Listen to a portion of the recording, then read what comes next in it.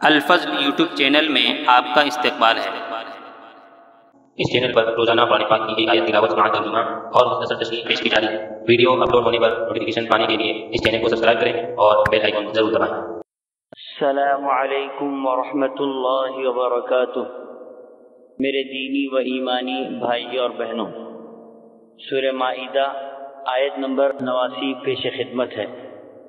اعوذ باللہ من الشیطان الرجیم، لا يؤاخذكم الله باللغو في أيمانكم ولكن يؤاخذكم بما عقدتم الأيمان فكفارته إطعام 10 مساكين من أوسط ما تطعمون أهليكم أو كسوتهم أو تحرير رقبة فمن لم يجد فصيام 3 أيام ذلك كفارة أيمانكم إذا حلفتم واحفظوا أيمانكم كذلك يبين الله لكم آياته لعلكم تشكرون۔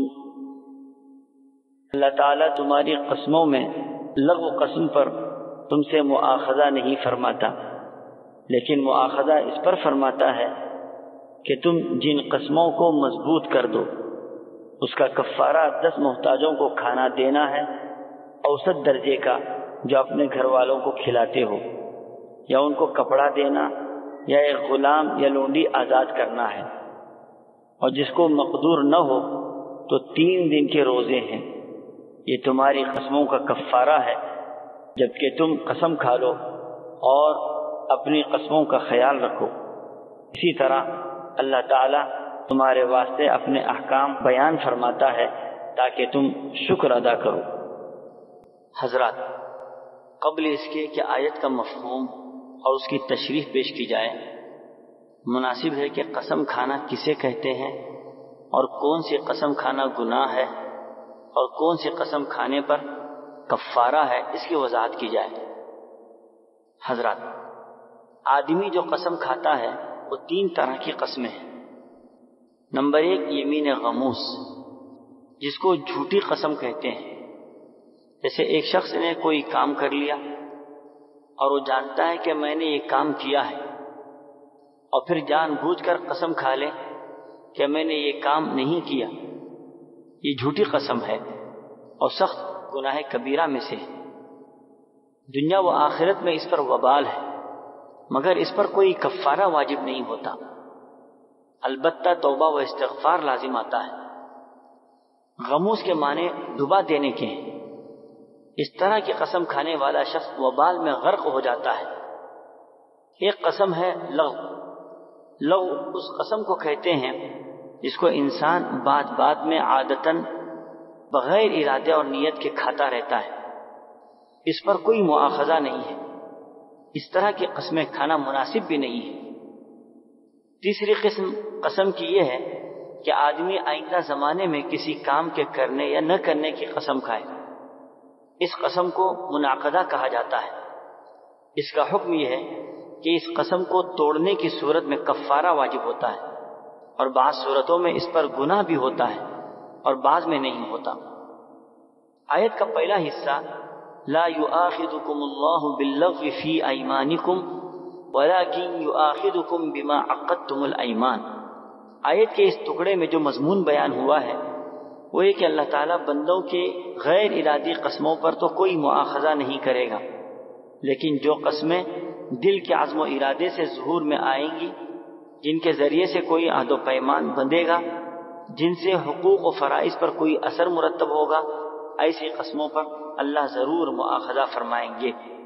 اسی وجہ سے ضروری ہے کہ آدمی قسم کے معاملے میں نہایت محتاط رہے، کوئی قسم بے ضرورت یا خلاف شرع نہ کھائے۔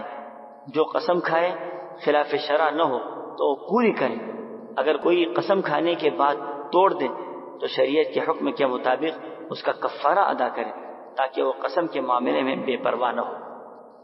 آگے قسم کی جس صورت پر کفارہ لازم آتا ہے اسی کفارے کی نوعیت کو بیان کرتے ہوئے ارشاد باری ہے فکفارتہ اطعام 10 مساکین من اوسط ما تطعمون اہلیکم او کسوتہم او تحریر رقبہ۔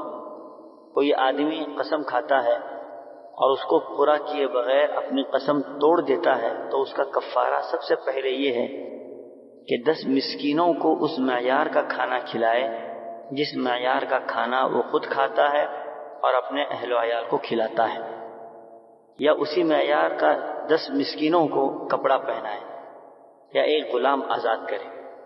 ان تینوں چیزوں کی اگر اس کے پاس گنجائش نہیں ہے تو پھر وہ صرف 3 دن روزہ رکھے تو اس قسم کے توڑنے کا کفارہ ادا ہو جائے گا۔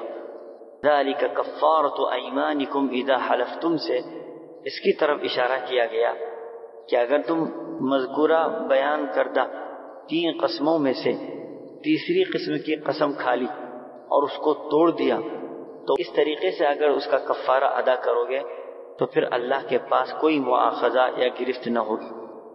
آگے اللہ تبارک و تعالیٰ ارشاد فرماتے ہیں وَاحْفَظُوا أَيْمَانَكُمْ، یعنی اپنی قسموں کی حفاظت کرو، یعنی باتوں کے سلسلے میں تم نے قسم کھائی ہے اس کو یاد رکھو، توڑنے کی نوبت نہ آئے تو بہتر ہے۔ اس کا ایک مفہوم مفسرین نے یہ بھی بتایا ہے کہ قسم کھانے میں جلد بازی سے کام نہ لو، بدرجہ مجبوری اس کے لیے صحیح ہے کہ وہ قسم کھا لے۔ كَذَلِكَ يُبَيِّنُ اللَّهُ لَكُمْ آيَاتِهِ لَعَلَّكُمْ تَشْكُرُونَ، اسی طرح اللہ تبارک و تعالیٰ تمہارے لیے نشانیوں کو کھول کھول کر بیان کرتا ہے تاکہ تم شکر ادا کرو۔ آیت کے اس حصے سے ایک طرح اللہ کا شکر و احسان کا پہلو بھی سامنے آتا ہے کہ اس کا کتنا ہی فضل و احسان ہے کہ اس نے ہم سبوں کے لیے دین و شریعت کی مکمل چیزیں کھول کھول کر بیان کی ہیں تاکہ آدمی صحیح راستہ اختیار کر کے دین پر مکمل عمل پیرا ہو۔ اللہ تعالی ہم سبوں کو صحیح سمجھ عطا فرمائے، آمین۔ وآخر دعوانا ان الحمد للہ رب العالمین۔